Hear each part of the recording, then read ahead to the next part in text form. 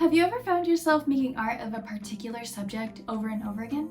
Hi, I'm Brenna. I have been a painter for almost a decade now, and I recently turned my hobby into an art career. Over the years, I have fallen in love with painting a certain thing, and that would be sunflowers.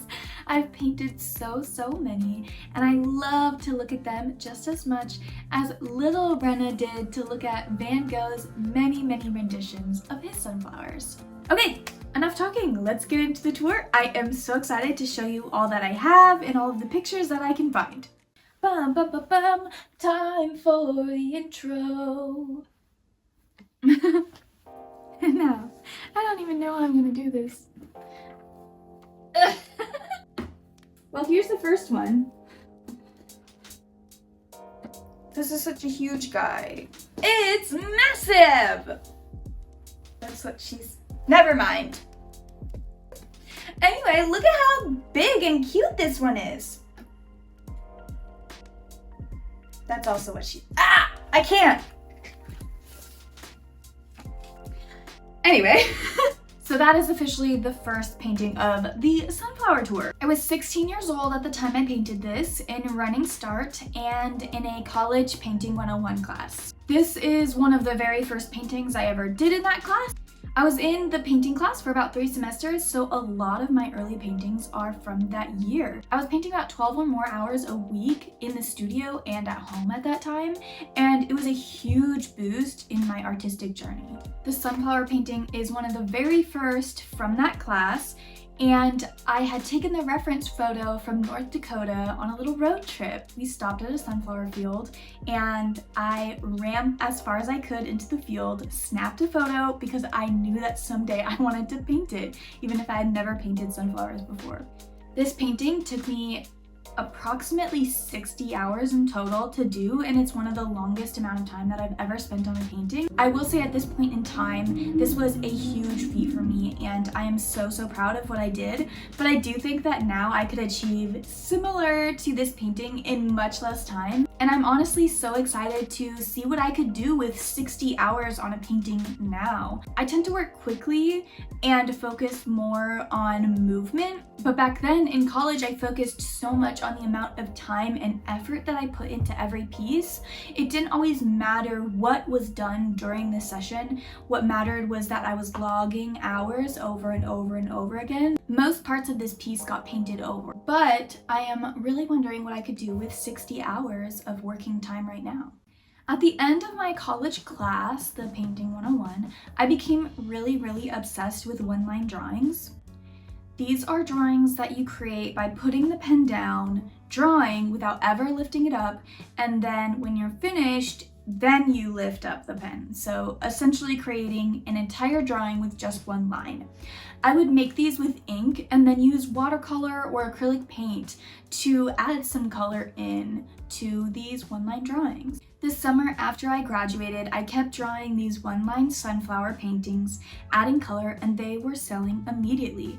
I was putting them in these little IKEA frames that were so cute. I can't find a picture of them in the frame, unfortunately.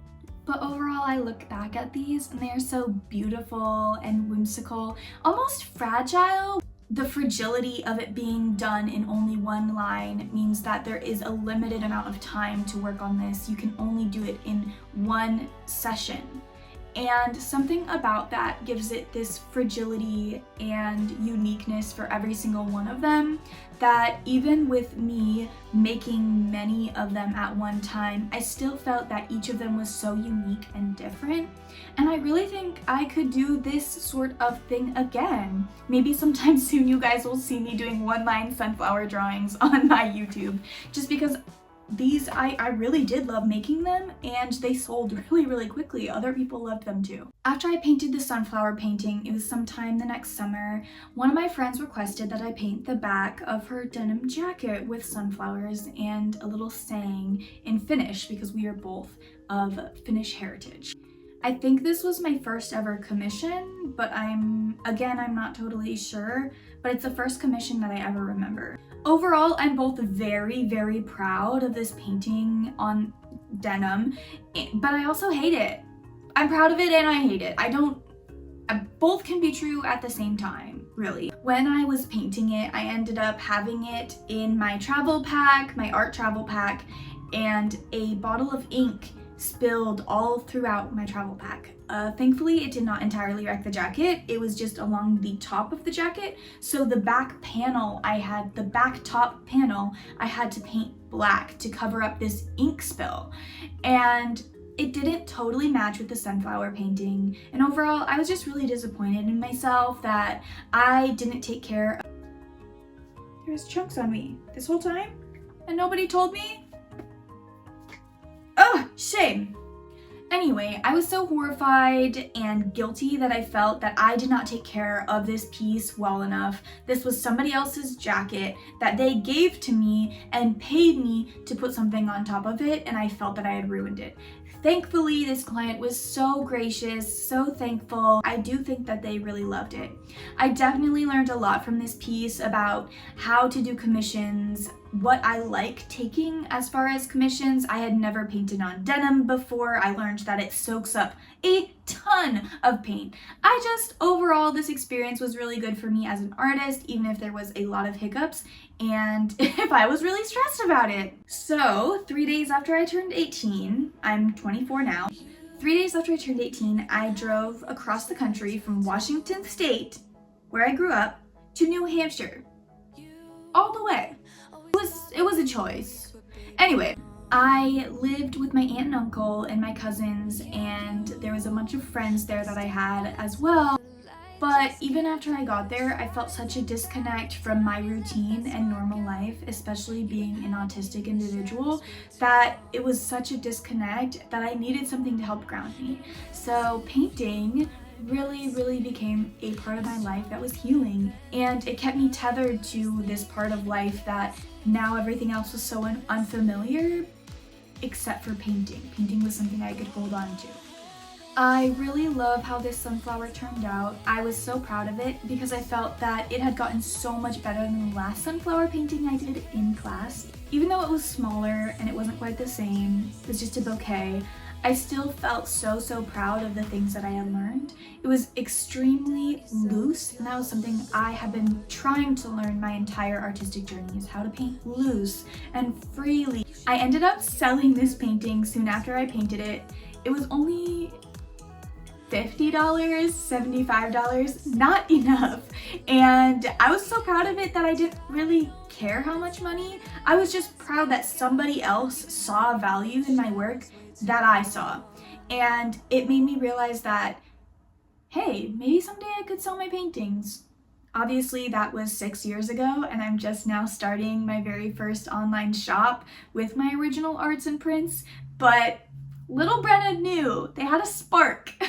So my next sunflower painting is in this sketchbook. It is the very first page, and I painted this in the beginning of 2020. I had just met my now husband at the time, not even boyfriend, he was just my friend, and I was going up to visit a different friend and to see him and go on a date, and I was nervous. I was so nervous to go on a date with him that I, again, took out my paints to try and hold on to something.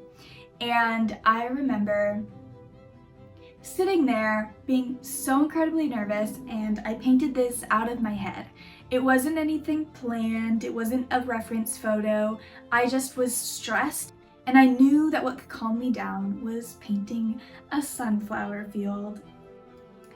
It's titled "The Sun Kisses the Mountains Before She Falls Asleep." I don't know why I'm tearing up.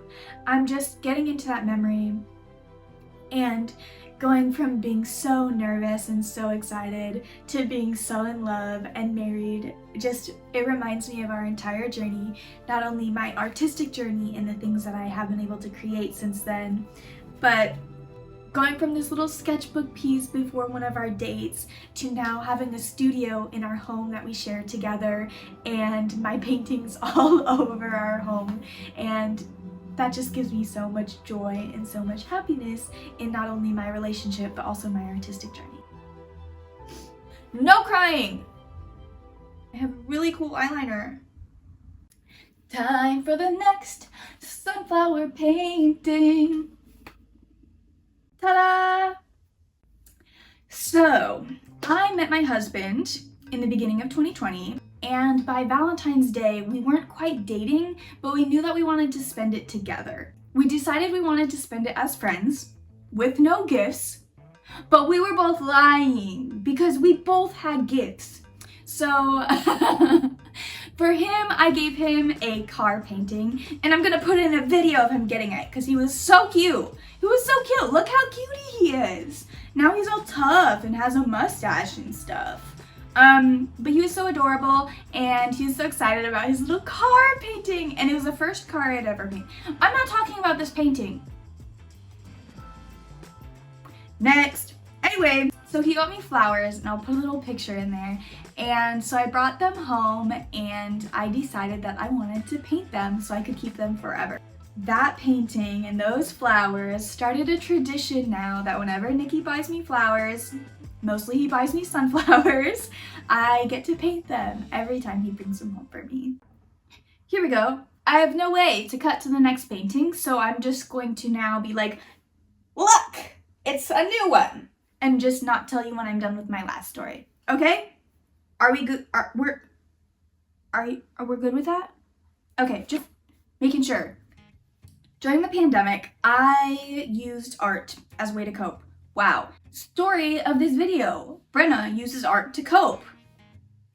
I was living with my parents, and I just didn't really have a way to move out, and the pandemic was just all around us. I painted and painted and painted and painted and painted and painted and painted.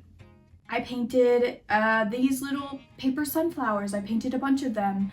I did little cards. I painted sunflowers and bees and butterflies on envelopes, and I wrote letters to all my friends because I couldn't see them. It was difficult. It was a difficult time, and I'm thankful for this sunflower and all of the sunflowers that I painted because it brought me to that moment. It brought me to the moment where I was painting a sunflower instead of being alone, and that made everything better. And so I'm so grateful to have had those little pieces of paper to cling on to. What's the graduation song?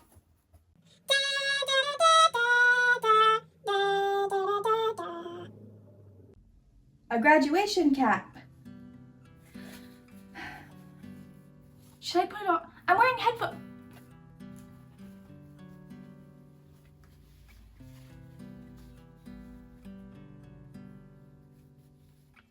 Now for this segment, I'm not wearing this. Somebody tell me if my hair is messed up. It isn't? It's good? I'll believe you. During the pandemic, I also graduated from my civil engineering transfer associates program. That's a lot. That was the first 2 years of a 4-year degree. I graduated from my civil engineering associates transfer, and I graduated on the computer with everyone else on the computer. It was really disappointing, and I decided that to celebrate on the day of my graduation, that even though I wasn't going to an actual ceremony, I was still gonna paint my cap, I was still gonna iron my dress, and I was still gonna celebrate. I'm really thankful for my sisters who knew I wasn't feeling celebrated. Ugh. Suck in the tears. Anyway, I'm really thankful because my sisters knew that, and they did really make me feel special and took pictures of me and made me feel fancy and smart and cool. So that's my sisters, and that's who they are. And I painted this grad cap, which is also really cool, and I'm really proud of it. It looks gorgeous. The colors I chose for this one, I kind of picked a bad day to wear eyeliner, didn't I? If it smears, you all know why. I'm so glad that throughout the years I've used painting to catalog my feelings, because every time I look back, I get to be overwhelmed with emotion, just like somebody who would read their diary or their journal, who wrote about the things that happened to them. I'm transported back into that memory just by looking at these paintings and remembering what was happening as I was painting them. This graduation cap, it reminds me of my strength and dignity. And I'm really proud of it. I'm gonna make this look like a little elevator. Brum, brum, brum. I was bedridden from 2021 to 2023, and in those times I didn't get to paint a ton. But while I was fundraising in the middle of 2023, Nikki got me some flowers to celebrate my role as a cat parent for Mother's Day. I got my cat Beans about 2 weeks before I became bedridden, so she really became a tether to this world for me. Nobody loves Beans as much as me. Okay? She's mine. But just as tradition states, when Nikki buys me flowers, I really wanted to be able to paint them. So even though I was in torturous pain the entire time, I would take 5 to 10 minutes to work with just one color at a time and get it on the canvas. And just like in every other time of my life, art was there as a way for me to cope with my pain, with feeling like I was never gonna get better. At the time, I had seen 25 doctors and I was fundraising $55,000 for surgery. And I hadn't scheduled the surgery yet. I wasn't anywhere close, and I was just in so much pain. So this painting really was something that came out of the depths of my pain, and it's so beautiful that I can't believe that when I look at it, I get to remember the other side of that, the exact opposite of what people see when they look at this painting, which is light and beauty and freedom, maybe. That's what I see when I look at it, but I also see the pain, the spending 5 minutes on this painting and then collapsing into bed and sleeping because it hurt so bad that I couldn't even be conscious anymore. This painting to me is a testament to my strength and will to live, but not just to live and create. And I'm so proud of myself for that. Da da da da. So these two go together because I painted them in 2 days, people. 2 paintings in 2 days. This is post-recovery. I'm getting ahead of myself. So these are my first sunflower paintings post-surgery. This fall, Nikki got to go to a pumpkin patch in a sunflower field, but at the time I wasn't able to walk enough and it wasn't accessible for me to go. Instead, Nikki brought me home some sunflowers and he took a bunch of photos for me. I painted these 2 paintings in 2 days. It was one of those moments in recovery that made me feel like I can do this and I can move forward and I can get better and I'm not stuck in bed anymore. After 2 years of being constantly tortured, I can do this and I can succeed. One of these paintings will be donated to a nonprofit that works towards training businesses how to accommodate for their disabled community and for their disabled employees. I'm really excited to get to work with this nonprofit. I'm going to put the link below in my description, but also there will be an art auction and I will talk about that when I can. Well, that is all of the sunflower paintings that I could find and pictures of paintings. I'm sure I've done more than this that I've sold or given away to other people, but this is what I could find for you. I loved sunflowers so much that my first art account was called I Dream of Sunflowers. And it is still up. You can go look at it and on my old paintings. There's probably some of the paintings that you saw today on there. I am so proud of how far I've come with my sunflowers, from the Painting 101 class to these ones that I just made. From both the ease in how much my process has gotten easier for me over the years and how much I love the process and doing it, to the actual outcome, the outlook, how much better that these look to me than my first paintings did. These two new paintings are so much more technical and mindful, and I worked on composition, just a lot more things in my tiny little brain than when I first started. All of the sunflowers I have ever painted feel like they're still in me, and when I go to paint a new one, it's just all the lessons stacked on top of each other as I paint. If you would like to purchase a sunflower or some other art from me, you can go to my Ko-fi shop in my bio, well, not my bio, you can go to the Ko-fi shop in my description for original art prints, or you can join my print club membership where you get snail mail every single month and sometimes a bonus sticker. Huge thank you again to my print club members, and if you want to join and get fun mail from me every single month, please go to the link in my description. Okay, that's all folks. See you next time. If you want to learn how to create a color wheel, go ahead and watch my last video, the one before this one, and I'll teach you all about how to do it and why you should do that now. So maybe you should. Okay, see you next time. Bye!